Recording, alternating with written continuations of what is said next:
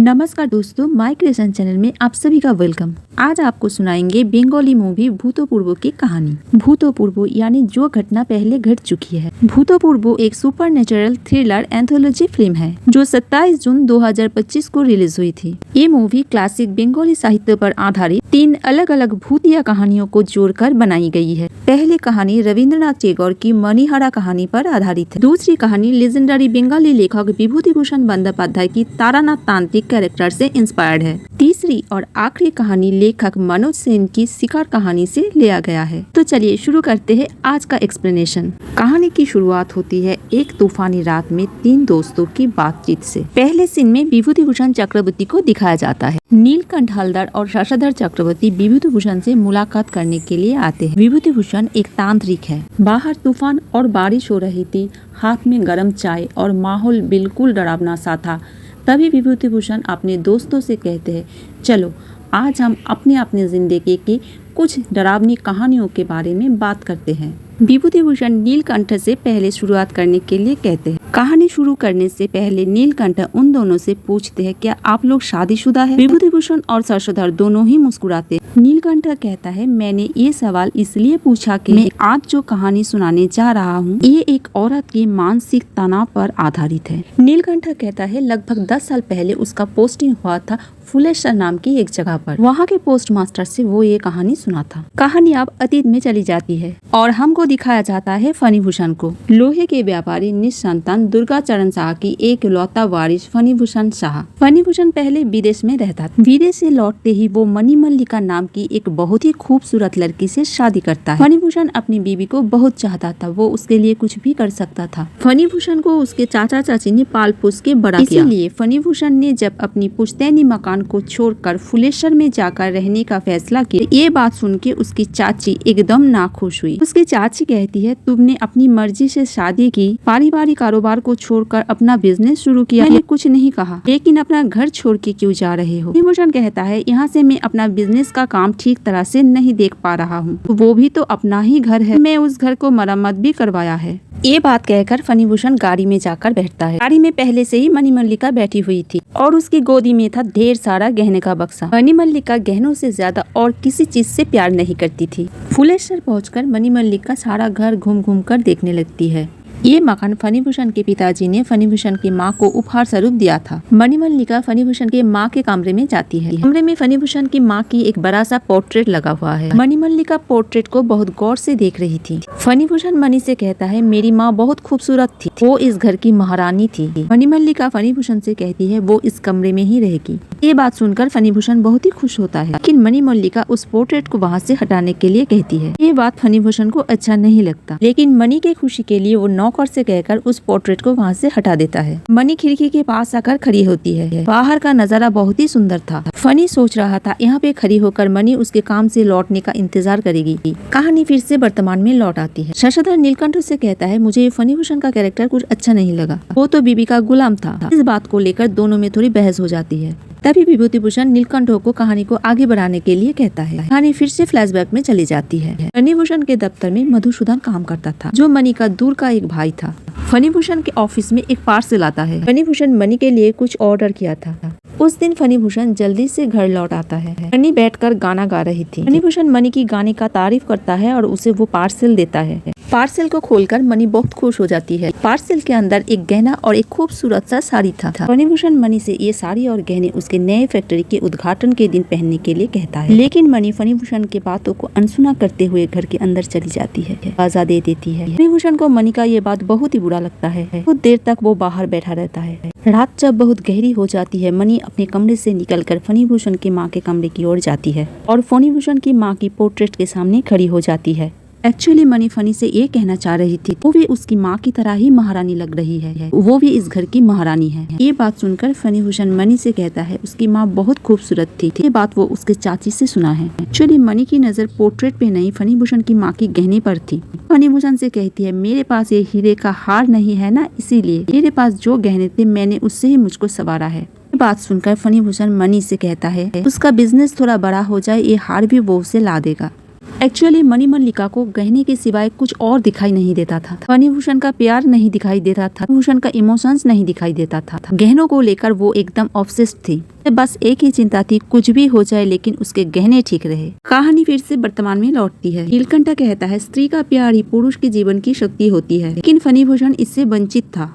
Scene फिर से अतीत में चली जाती है। फणिभूषण की जिंदगी में एक बड़ा बदलाव आता है। उसके नए व्यापार में बहुत कर्जा हो जाता है। घर आकर वो ये बात अपनी पत्नी से कहता है, लेकिन मणि को इस बात से कुछ भी फर्क नहीं पड़ता है। अपने काम में व्यस्त हो जाती है। मणि उससे उसके गहने उधार के रूप में मांगता है। मणि मल्लिका को इसी बात का डर था। ये बात सुनते ही मणि मल्लिका भयानक हो जाती है। वो खुद को कमरे में बंद कर लेती है। फणिभूषण दरवाजा खोलने के लिए मिन्नतें करने लगता है, लेकिन मणि अपने गहने को छुपाने में व्यस्त हो जाती है। मणि को उसके हाल पे छोड़कर कलकत्ता के लिए रवाना हो जाता है। उसके चले जाने को वो खिड़की से देखती है और उसी दिन रात को वो उसके भाई को घर में बुलाती है। मधुसूदन उसके दूर के रिश्तेदार का भाई था। मणि मल्लिका मधुसूदन से कहती है आज ही उसे मायके भेजने का इंतजाम कर दिया जाए। मणि मल्लिका कहती है फणिभूषण की नजर मेरी गहने पे पड़ी है, मेरा सारा गहना ले लेगा। गहने का नाम सुनते ही मधुसूदन की आंखें लालच से चमक उठती है। वो अपने दीदी से कहता है सब इंतजाम हो जाएगा आज ही रात को, लेकिन उस मैनेजर का क्या होगा। मणि कहती है आज वो छुट्टी पे रहेगा। मधुसूदन नदी किनारे नाव लेकर मणि का इंतजार कर रहा था। मणि अपने सारे गहने और फणिभूषण का दिया हुआ खूबसूरत सा साड़ी पहनकर नदी किनारे जाती है और नाव में बैठती है। फणिभूषण कलकत्ता से लौटता है, लेकिन घर में कहीं भी उसे मणि दिखाई नहीं देती है। कमरे में सिर्फ मणि के खाली गहने के डिब्बे पड़े हुए हैं और साथ में मणि का लिखा हुआ एक खत। ये सब देखकर फणिभूषण बहुत ही चिंतित हो जाता है। फणिभूषण अपने नौकर को मणि के मायके भेजा था, लेकिन वो वहाँ जाकर जान पाता है कि मणि वहाँ नहीं गई है और मधुसूदन नाम का उसका कोई दूर के रिश्तेदार का भाई भी नहीं है। मणि को खोकर फणी अपने आप को नशे में डुबो लेता है। एक दिन सुबह फणिभूषण का मैनेजर एक पार्सल लेकर फणिभूषण के पास आता है। पार्सल के अंदर वही हीरे का हार था जो मणि ने फणी से मांगा था, लेकिन अब तो मणि नहीं है। फणिभूषण उस हार को अपने बिस्तर के पास ही रख देता है। दिन ब दिन फणिभूषण की मानसिक स्थिति खराब हो रही थी। एक दिन रात को फणिभूषण देख पाता है मणि लौट आई है। उसी का दिया हुआ साड़ी पहनकर मुंह को घूंघट में ढककर मणि फणी को इशारे से नीचे आने के लिए कहती है। इतने दिनों के बाद मणि को देखकर वो बहुत खुश हो जाता है। उसके साथ नीचे चला जाता है, हाथ में वो हीरे का हार लेकर। मणि फणिभूषण को उसी नदी किनारे ले जाती थी। फणिभूषण भी एक तरह की भ्रम में था।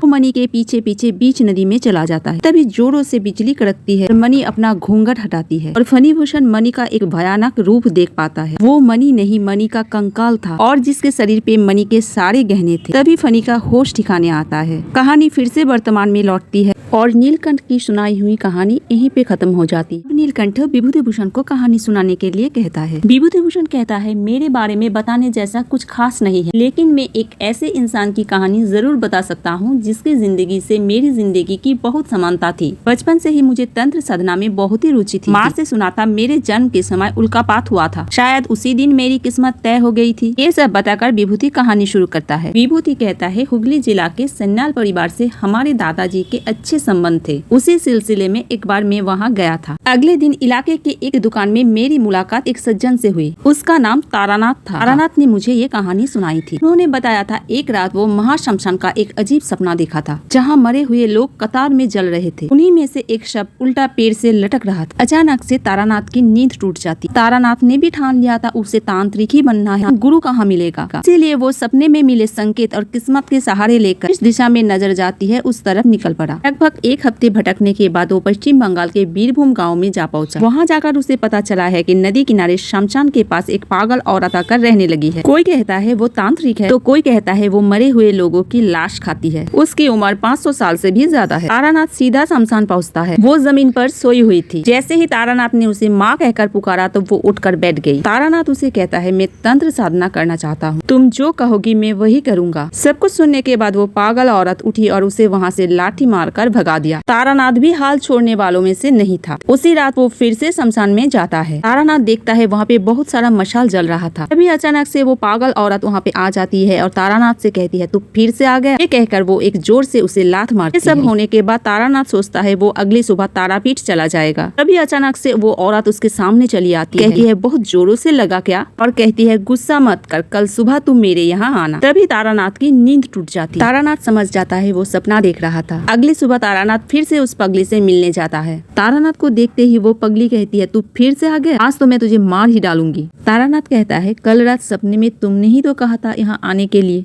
ये बात सुन के तारानाथ से वो पगली पूछती है तू क्या खाएगा। तारानाथ पगली से कहता है वो मिठाई खाना चाहता। पगली तारानाथ के सामने कुछ सूखे पेड़ पत्ते और घास फूस रखती है। ये देखकर तारानाथ बहुत ही गुस्सा हो जाता है। वो पगली से कहता है तू सच में ही एक पागल है, तू कोई तांत्रिक वांत्रिक नहीं है, मैं यहाँ से जा रहा हूँ। ये कहकर वो वहाँ से चला जाता है। उस रात वो पगली फिर से तारानाथ के सपने में आती है। एक तरफ चिता जल रही थी, दूसरी ओर पगली मंत्र पढ़े जा रही थी, जोर जोर से हंस रही थी। वो तारानाथ से कहता है अगर तू तंत्र साधना करना चाहता है तो मेरे शरीर से कर, या तो मुझे मार दे या फिर मुझे भोग कर। ये बात सुनकर तारानाथ विचलित हो जाता है। पगली कहती है अगर भोग नहीं करेगा तो त्याग कैसे करेगा। और ये बात कहते ही वो एक देवी मूर्ति धारण करती है, जो देखकर तारानाथ बहुत ही डर जाता है। तारानाथ को होश आने पर वो पगली कहती है 2 दिन बाद अमावस्या है, तब आना। अगले सुबह तारानाथ फिर से उस पगली से मिलने चले जाता है। पगली तारानाथ से कहती है ये काम तेरे बस का नहीं है। तारानाथ पगली से कहता है तुम जो कहोगे मैं वही करूंगा, तुम कह के तो देखो। पगली कहती है शमशान के दाहिने तरफ एक लाश पड़ा हुआ है, उसे ले आना, साथ ही थोड़ा सा भुना हुआ चावल, थोड़ा सा शराब, सफेद रंग की कपड़े लाने के लिए कहती है। तारानाथ उस लाश को पगली के सामने ले आता है। पगली तारानाथ को नदी में स्नान करके आने को कहती है और रात भर उस लाश के ऊपर बैठकर मंत्र जप करने के लिए कहती है। पगली जो जो कहे जा रही थी तारानाथ वही कर रहा था। पगली तारानाथ से कहती है कि इस साधना में थोड़ी सी भी चूक हुआ तो उसकी जान भी जा सकता है। पगली तारानाथ से कहती है सबसे शक्तिशाली प्रेतात्मा है हकीम, अगर तू उसे बस में कर लेगा तेरा साधना सफल हो जाए। तारानाथ तंत्र साधना शुरू करते ही सामने महासरोसी आ जाती है। माना जाता है सरोसी तंत्र साधना की सबसे शक्तिशाली देवी है, लेकिन तारानाथ तो डमरी की साधना कर रहा था। सरोसी कहाँ से आ गई। देवी सरोसी तारानाथ को डमरी की साधना करने से मना करती है। सरोसी तारानाथ से कहती है तुम डामरी का महाभयानक रूप सह नहीं पाओगे। तारानाथ देवी सरोसी से कहता है कि मैंने सुना है बहुत कठोर परिश्रम के बाद आपकी दर्शन होती है, आपने मुझे ऐसे ही कैसे दर्शन दे दिया। देवी सरोसी तारानाथ से कहती है कि तुम्हारे मंत्र से मैं बहुत ही प्रसन्न हुआ हूँ, इसलिए मैंने तुम्हें दर्शन दिया। तभी तारानाथ देखता है वो जिस सब के ऊपर बैठकर मंत्र जप रहा था वो हंस रही है। तभी देवी सरोसी डामरी का वो भयानक रूप धारण करती है। उस भयंकर रूप को देखकर कोई भी इंसान टिक नहीं पाता। डामरी का वो भयानक रूप देखकर भागते हुए तारानाथ बेहोश हो जाता है। आंख खुलते ही तारानाथ उस पगली को देख पाता है। तारानाथ कहता है मैं देवी सरोसी का साक्षात किया है। पगली तारानाथ से कहती है देवी सरोसी का दर्शन पाना इतना आसान नहीं है, सब हकीनियों का माया है। तभी पगली बहुत जोरों से हंसने लगती है और कहती है मैं तो तुझे जादू दिखा रही, तू तो सुबह से मेरे सामने ही बैठा हुआ है। तभी सुबह हो जाती है और तारानाथ खुद को उस पगली के सामने बैठा हुआ देख पाता है। पगली तारानाथ से कहती है ये तंत्र साधना तेरे काम का नहीं है। तारानाथ से कहती है 10 महाविद्या का साधना एक जन्म में संभव नहीं है, मेरा पिछला जन्म साधना में ही बीता था। फिर भी वो तारानाथ को कुछ शक्तियाँ प्रदान करती है जो इस जन्म में काम नहीं आए, कहकर वो वहाँ से अंतर्ध्यान हो जाती है। तारानाथ फिर कभी उसे वहाँ नहीं देख पाया। अब शशि की बारी है। शशिधर कहता है इंडो चाइना वार के बाद कलकत्ता में कुछ स्मगलर बहुत ही पावरफुल हो गए थे। ऐसा ही एक इंसान था नटवर दत्त, बिजनेस के आड़ में गलत काम करता था, स्मगलिंग करता था, चितपुर में रहता था। तभी उसे बड़े बाबू कहकर पुकारते थे। उनके 2 खास कर्मचारी थे, रघुवीर और पूर्णेंदु। रघुवीर को वो अपने बेटे की तरह देखता था और पूर्णेंदु था उसका ट्रम्प कार्ड यानी तुरुप का ताश। पूर्णेंदु बहुत ही चालाक था।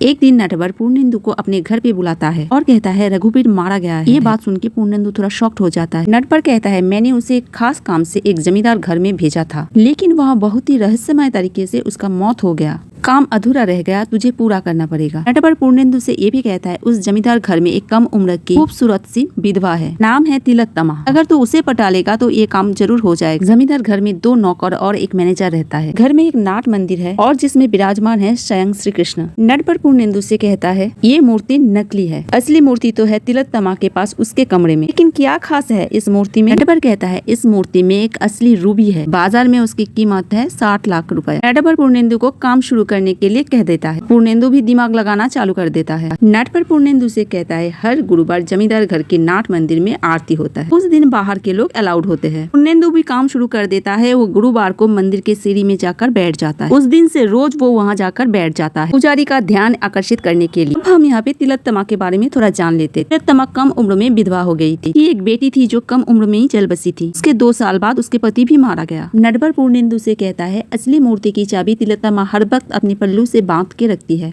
उस दिन से पूर्णेंदु रोज मंदिर की सीढ़ी में जाकर बैठ जाता है। घर के सारे नौकर पुजारी का ध्यान उसके तरफ जाके पड़ता है। मैनेजर के पास लाया जाता है। मैनेजर उसे उसके बारे में पूछता है। पूर्णेंदु कहता है उसे मंदिर की सीढ़ी में बैठने से थोड़ा शांति मिलता है। वो अपने बारे में कहने लगता है। पूर्णेंदु कहता है बचपन में उसकी माँ चल बसी थी। उसके पिताजी एक शराबी था। पिताजी के मरने के बाद वो बहुत ही अकेला हो गया। यहाँ तक कहानी ठीक ठाक थी। पूर्णेंदु थोड़ा झूठ बोलने लगता है। वो कहता है एक अच्छे इंसान की मदद से वो पढ़ने लगा। वो इंसान उसे एक नौकरी का बंदोबस्त भी कर दिया, लेकिन सहकर्मियों की विश्वासघात करने से उसकी नौकरी चली जाती है और वो जेल चला जाता है। 15 दिन पहले ही वो जेल से छूटा। अब सिर्फ वो मानसिक शांति चाहता है। पढ़ा लिखा है, संस्कृत में एमए किया हुआ है। वो बहुत संस्कृत श्लोक भी ठीक ठाक बोल लेता है और वो ये भी कहता है मंदिर के पुजारी गलत श्लोक बोल रहे थे। एक्चुअली ये सब बोलकर वो तिलोत्तमा का ध्यान अपने ओर आकर्षित करना चाहता था। सब बात ही सुनकर तिलोत्तमा भी थोड़ी पिघल जाती है। उसे पुजारी के हाथ बटाने के लिए मंदिर के काम करने के लिए मंदिर में रख देता है। पूर्णेंदु अपने उद्देश्य की पहले चरण में सफल हो जाता है। मंदिर के काम के साथ साथ पूर्णेंदु तिलोत्तमा का दिल जीतने का काम भी शुरू कर देता है। तिलोत्तमा बहुत ही धार्मिक थी और पूर्णेंदु उसे धर्म कथा सुनाने लगता है। तिलोत्तमा को भी ये सब बहुत कुछ अच्छा लगने लगता है, लेकिन पूर्णेंदु का उद्देश्य तो कुछ और ही है। का इरादा एक ही है, जैसे तैसे करके तिलोत्तमा की बेडरूम तक पहुँचना। तिलोत्तमा के बेडरूम के पास ही तिलोत्तमा के पिताजी का बनाया हुआ एक लाइब्रेरी था। पूर्णेंदु वक्त बिताने के लिए तिलोत्तमा से कुछ किताबें मांगता है। भी कहता है कि उसे किताब पढ़ना बहुत ही अच्छा लगता है। ये बात सुनकर तिलोत्तमा उसे लाइब्रेरी में जाने की छूट दे देती, लेकिन मैनेजर को ये बात अच्छा नहीं लगता। एक्चुअली पूर्णेंदु है तो बाहर का आदमी, लेकिन मैनेजर तिलोत्तमा के आगे कुछ कह भी नहीं पाता। अब पूर्णेंदु अपनी प्लान की दूसरे चरण में भी सफल हो गया। ये मूवी सिर्फ एक हॉरर मूवी नहीं है। इस मूवी का असली ट्विस्ट इस मूवी की एंड में जो आपको हिला के रख देगा। इस बात को जानने के लिए वीडियो पूरा देखना पड़ेगा। अब पूर्णेंदु का रोज ही लाइब्रेरी में आना जाना लगा रहता है। फिर की दीवार पे एक जगह पे एक बच्चे की हाथ का निशान है। ये देखकर पूर्णेंदु सोचता है इस घर में तो कोई बच्चा नहीं है। पूर्णेंदु के साथ साथ तिलोत्तमा का भी लाइब्रेरी में आना जाना बढ़ जाता है। घंटों बैठकर बातें करते हैं। पूर्णेंदु अपने उद्देश्य की तीसरी चरण में सफल हो रहा था। पूर्णेंदु किताब ढूंढने के बहाने तिलोत्तमा को छू के चला जाता है। ये बात तिलोत्तमा को भी अच्छा लगता है, लेकिन उसके अंदर एक दुविधा काम करती थी। वो एक विधवा है। आखिर वो दिन पूर्णेंदु की जिंदगी में आ ही गया। मैनेजर जमीन जायदाद के काम के सिलसिले में कुछ दिनों के लिए बाहर जाने वाला था। ये बात मैनेजर पूर्णेंदु को भी कहता है। पूर्णेंदु इस बात का पूरा मौका उठाना चाहता था। एक तेज चाकू और रस्सी वो अपने घुटनों में बांध लेता है और लाइब्रेरी में चला जाता है। पता था तिलोत्तमा भी उस रात लाइब्रेरी में आएगी। कुछ देर के बाद तिलोत्तमा भी लाइब्रेरी में आती है। पूर्णेंदु से पूछती है इतने रात गए वो यहाँ क्या कर रहा है। पूर्णेंदु थोड़ा ड्रामा करता है, कहता है वो कल यहाँ से चला जाएगा। बात सुन के तिलोत्तमा बहुत ही शॉक्ड हो जाती है। वो इस बात का कारण जानना चाहती है। पूर्णेंदु कहता है उससे एक गलती हुई है, जिसने उसे आश्रय दिया वो उसी के बारे में गलत सोचा। ये बात सुनकर तिलोत्तमा थोड़ी सी हैरान हो जाती है। वो उससे पूछती है ऐसा क्या हुआ है। पूर्णेंदु कहता है वो तिलोत्तमा से प्यार कर बैठा। ये बात सुनते ही तिलोत्तमा मन ही मन बहुत ही खुश हो जाती है। पूर्णेंदु तो जैसे तिलोत्तमा की मन की बात ही कह दिया। फिर बिजली कड़कती है और तिलोत्तमा पूर्णेंदु को जकड़ के पकड़ लेती है। पूर्णेंदु मन ही मन सोचता है अब मेरा काम पूरा हो जाए। तिलोत्तमा को बाहों में लेकर तिलोत्तमा के कमरे पे जाता है। दोनों इंटीमेट होने वाले ही थे। अचानक से वहाँ पे एक छोटी सी लड़की चली आती है। उसे देखकर तिलोत्तमा घबरा जाती है। कहती है शिखा तू यहाँ पे क्यों आई है। मानती हूँ तेरे पिताजी मुझे मार देना चाहते थे, इसीलिए तूने उसे मार दिया। रघुवीर मुझे मारना चाहता है, तूने उसे भी मार दिया। लेकिन पूर्णेंदु तो मुझसे प्यार करता है, मैं उसके साथ घर बसाना चाहती हूँ। तभी पूर्णेंदु उस बच्ची के पास जाकर पूछती है कौन हो तुम, यहाँ क्यों आई हो। पूर्णेंदु तिलोत्तमा की ओर घार घुमा के पूछता है कौन है ये बच्चा। तिलोत्तमा कहती है वो मेरी बेटी शिखा है। पूर्णेंदु कहता है मैंने तो सुना था तुम्हारी बेटी मर चुकी है। फिर अचानक से वो छोटी सी बच्ची पूर्णेंदु को एक हाथ से उठाकर जमीन में पटक देती है। अब पूर्णेंदु समझ जाता है ये तिलोत्तमा की बेटी की आत्मा है, इसी ने ही रघुवीर को मारा था। फिर वो लड़की पूर्णेंदु की घुटनों से धोती हटा देती है। तिलोत्तमा पूर्णेंदु के घुटनों में छुपा हुआ चाकू और रस्सी देख लेती है। ये देखकर तिलोत्तमा को बहुत ही दुख होता है और वो पूर्णेंदु से पूछती है तुम भी औरों की तरह मुझे मारना चाहते थे। तभी शिखा पूर्णेंदु को घसीटते हुए लेकर बैल्कनी से बाहर फेंक देती है। तो यही पे तीनों कहानी खत्म हो जाती है। और अब है इस मूवी की असली ट्विस्ट। कहानी अब वर्तमान में लौटती है। अब इस कहानी का असली ट्विस्ट है शशि की कहानी में पूर्णेंदु नाम का जो इंसान था वो असलियत में खुद शशि ही था। और इसके साथ साथ हमें ये भी पता चलता है शशिधर, नीलकंठ और विभूतिभूषण ये सब आत्माएं थे। मणिभूषण और नीलकंठों की मौत उसी रात बीच नदी में मणिमल्लिका की पीछा करते हुए हो गई थी और विभूतिभूषण यानी तारानाथ उसी रात हाकिनी का शिकार हो गया था। और शशधर यानी पूर्णेंदु का मौत हुआ था तिलोत्तमा की लड़की शिखा के हाथों। शशधर विभूतिभूषण से पूछता है क्या पूर्णेंदु जैसे पापियों का मुक्ति संभव है। विभूतिभूषण कहता है अगर इंसान अपने किए हुए गलतियों को समझकर दिल से माफी मांगे तो अगले जन्म के लिए मुक्ति मिल सकता है। चाहे वो फणिभूषण और नीलकंठ हो, शशधर और पूर्णेंदु हो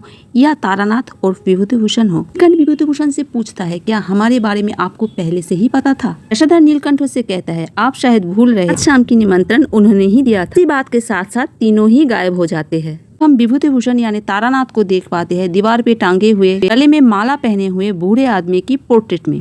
तारानाथ का दोबारा जन्म हुआ था। तारानाथ उसकी दूसरी जन्म को साधना में बिता दिया और उस पगली से मिली उस शक्ति को उसने दोबारा उस जन्म में यूज किया। और हमें पता है साधक कभी मरते नहीं। भूतपूर्व मूवी का अंत किसी आसान समाधान से नहीं होता है, बल्कि यहाँ पे दर्शकों के सामने एक सवाल छोड़ दिया जाता है, क्या हमारे चारों तरफ की ये दुनिया सच में ही वास्तविक है? क्या हम सिर्फ मृत्यु की एक परछाई है? यहाँ किरदार खुद ही समझ नहीं पाता है वो जिंदा है क्या मर चुके हैं। कहानी बहुत ही इंटरेस्टिंग है। इन स्टोरी को लेकर ये मूवी बनाई गई है, इसलिए लेंथ थोड़ा ज्यादा है। ये फिल्म हमें ये भी सिखाता है कि लालच बुरी बात है।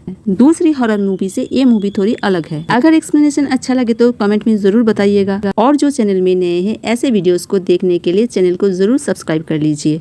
Thank you for watching.